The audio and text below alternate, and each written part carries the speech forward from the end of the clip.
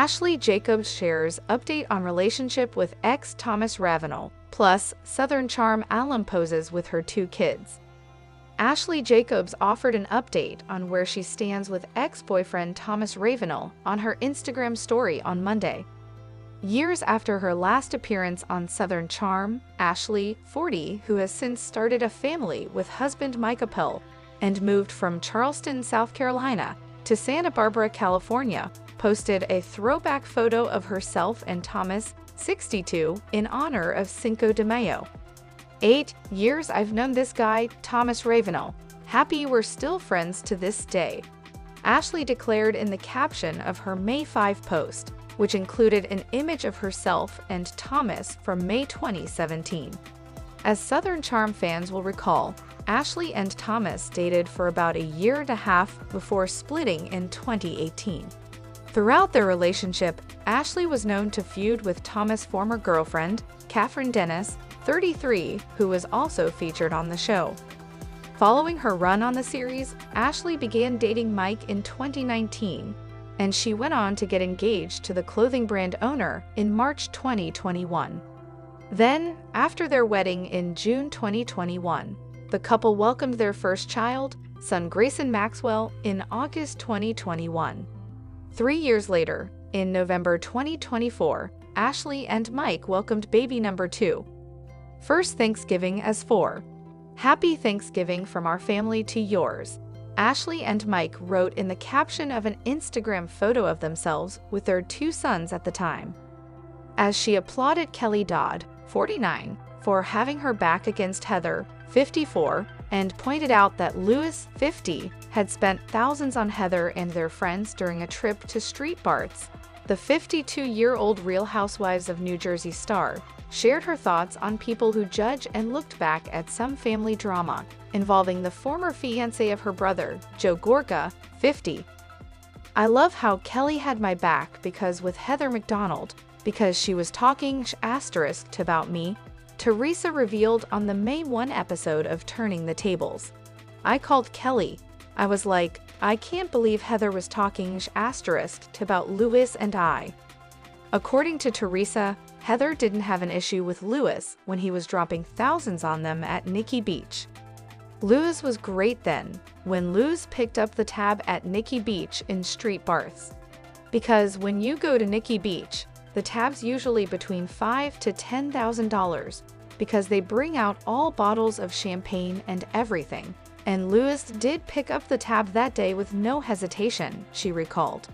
We hung out and had a great time, and she was loving Lewis, of course, because he picked up the tab.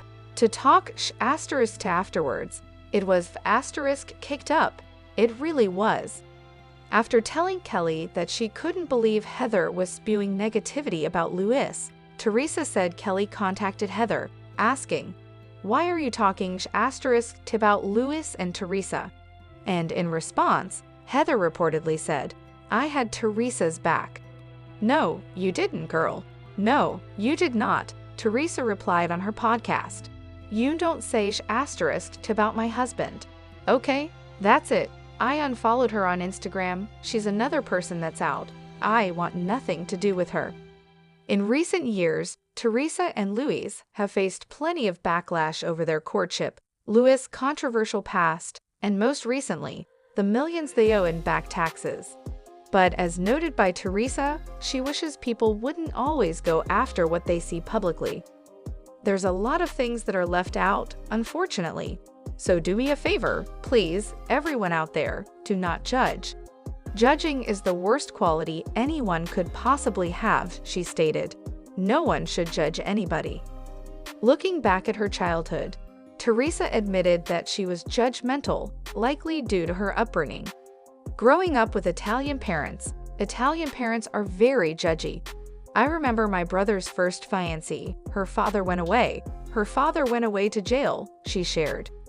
We were all like, oh my God, they were just not used to that. They just weren't around it. You hear jail, right away, it's like a scary thing. His first fiancé was in my wedding. Anyway, her father went away, so they had to postpone the wedding 2 years. My parents were like, oh my God, Teresa continued. And the thing was not that they were judging, they just weren't used to that world. In a way, my parents were scared for my brother. They didn't know if my brother was gonna get involved. A leaked DM reportedly sent by Jax Taylor appears to show the Valley star taking aim at his estranged wife, Brittany Cartwright, by accusing her of drinking heavily and editing her photos to look different. On Tuesday night, amid the latest episode of The Valley, Jax's apparent message was shared online with claims of being vile and disgusting. Plus, a number of promoters appeared to cancel dates for his Live in the Mind of a Man podcast tour. She doesn't look like that and she was hammered, Jax, 45, reportedly wrote to Sissy Loves You on Instagram, along with a photo of Brittany, 36, posing in a dress. Then Sissy asked, "What do you mean she doesn't look like that?" "This is her no." Jax replied, "She edits her pics."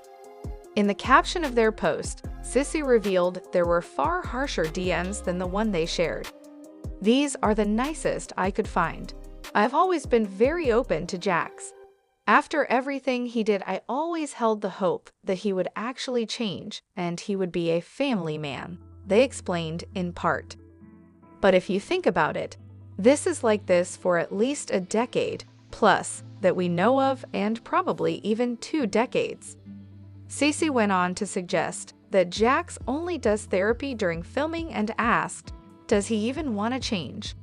In other screenshots with the post, Sissy looked back on other conversations they reportedly had with Jax, noting that he had allegedly been quite harsh when speaking about Brittany. They even accused Jax of alluding to Brittany being bigger in real life, and noted that he was gaslighting her about her alcohol consumption. "It's vile, disgusting, and honestly scary," they wrote, adding that Jax only came out as an addict before the season, because Brittany had exposed him during filming months prior. Sissy then stated that Jax was extremely performative and not genuine, and described him as a narcissistic abuser. Meanwhile, in another post on Instagram, it was revealed that Jax's podcast tour seemed to be getting shorter. People have been letting these places know that Jax is not a person to host. Vanderpod Recaps wrote on Instagram, along with a series of screenshots pertaining to the tour. In a March 13 post, 12 live shows were announced in cities including Nashville, Orlando, Tampa Bay, Austin, Houston, Dallas, Chicago, Detroit, Scottsdale, Miami, Atlanta, and Washington, D.C. At the time. The first show was set for April 18, and many other dates had not yet been announced. But amid his antics against Brittany, a Reddit user shared a message from Wanderlust Wine Co., which was hosting Jax's event in Austin, Texas. In it, the company was replying to someone who had voiced concerns about their alignment with Jax. "Howdy. Thank you so much for reaching out and for bringing this to our attention. We completely understand your concerns and take them very seriously. After an emergency meeting with our team and partners, we've taken immediate steps to begin pivoting from this host," they wrote. "Since this was a third-party production, we've been working closely with them to make a change, and they're already in the process of finding a new host who better reflects our values and the spirit of what we want to create. We're really grateful for your voice, your support, and for holding us to the standards we all believe in."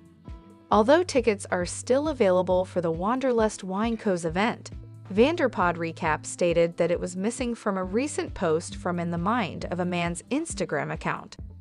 In that post, only 8 shows were featured, including events in Boston, Austin, Dallas, Atlanta, Philadelphia,